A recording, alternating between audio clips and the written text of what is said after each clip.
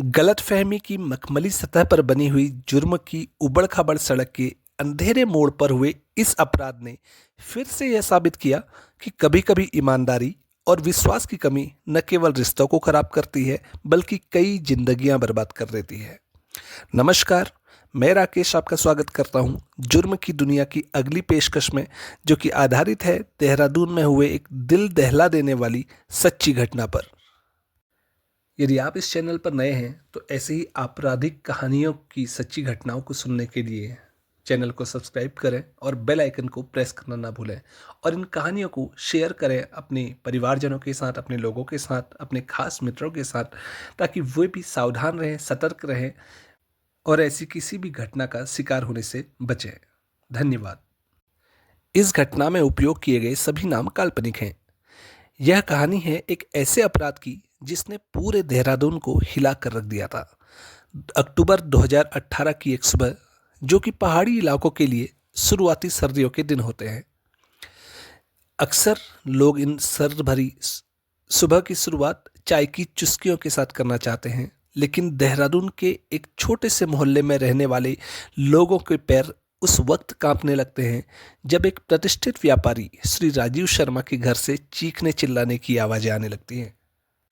चीखने चिल्लाने की आवाजें सुनकर लोग राजीव शर्मा के घर पर पहुंच जाते हैं, और तब इस घर से एक सनसनीखेज हत्या की घटना सामने आती है। एक प्रतिष्ठित परिवार के मुखिया राजीव शर्मा की हत्या हो चुकी थी। राजीव शर्मा एक व्यापारी व्यक्ति थे जिनका संबंध कई बड़े व्यापारिक नेटवर्क से भी था। 15 अक्टूबर 2018 की सुबह, जब सभी लोग अपने अपने कामों में व्यस्त थे, तो राजीव शर्मा की पत्नी अपने ही घर में कुछ अजीब सी आवाज़ें सुनती हैं, और जब वो जाकर कमरे में देखती हैं तो वो कुछ और नहीं, अपने पति राजीव शर्मा का खून से लथपथ शरीर पाती हैं। अपने पति को इस हालत में देखकर अंजलि शर्मा को कुछ भी समझ में नहीं आता, और वो चीखना चिल्लाना शुरू कर देती हैं। उनके चीखने चिल्लाने की आवाज़ सुनकर घर के बाकी लोग और मोहल्ले के लोग घर में जमा हो जाते हैं। बिना कुछ सोचे समझे तत्काल पुलिस को भी सूचित कर दिया जाता है।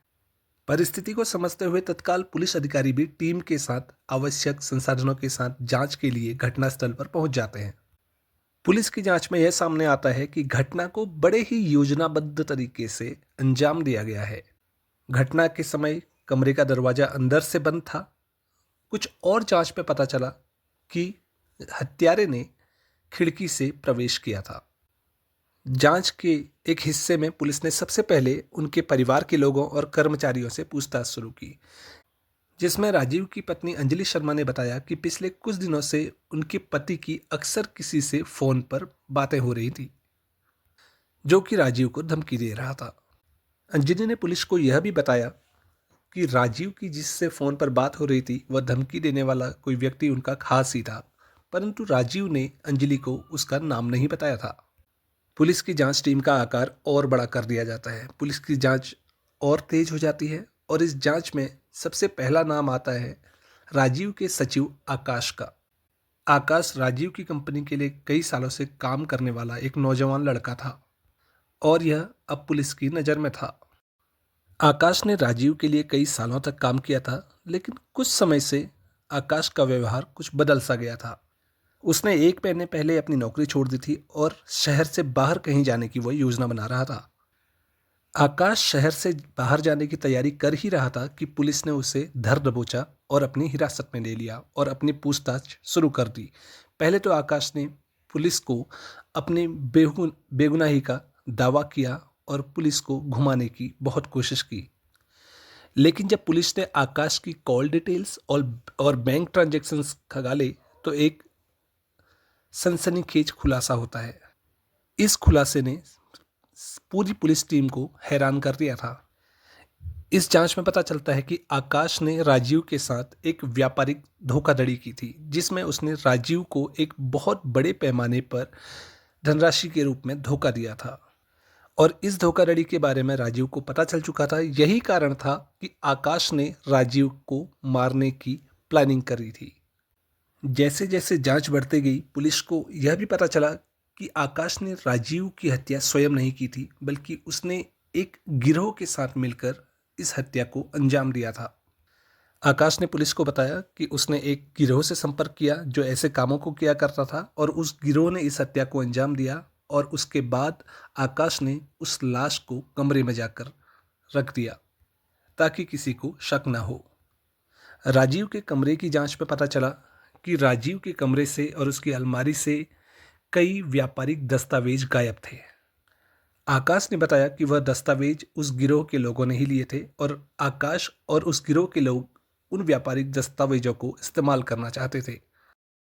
अब इस घटना को 1 महीने से ऊपर का समय हो चुका था। पुलिस की जांच काफ़ी तेज थी। पुलिस अपना काम बखूबी निभा रही थी और 1 महीने से ऊपर के समय होने के बाद 24 नवंबर 2018 को पुलिस आकाश और उस गिरोह के सभी सदस्यों को गिरफ्तार कर लेती है। इस गिरोह के सभी सदस्यों को और आकाश को सभी साक्ष्यों के साथ अदालत में पेश किया जाता है। 2 दिसंबर 2018 को अदालत की एक सुनवाई में आकाश और उस गिरोह के सभी सदस्यों को हत्या, साजिश और धोखाधड़ी के मामले में दोषी ठहराया गया। इसके साथ ही अदालत ने उन्हें उम्र कैद की सजा सुनाई। अपराधियों को सजा तो मिल गई, लेकिन राजीव के घर का मुखिया चला गया, जिसकी भरपाई खुद भगवान भी नहीं कर सकता था। पैसों के लालच में आकर आकाश ने एक ऐसा कदम उठा लिया, एक ऐसा अपराध कर दिया जिसने राजीव की जान ले ली और आकाश को, जो कि एक नौजवान सीधा साधा कर्मठ लड़का था, उसे सलाखों के पीछे पहुंचा दिया।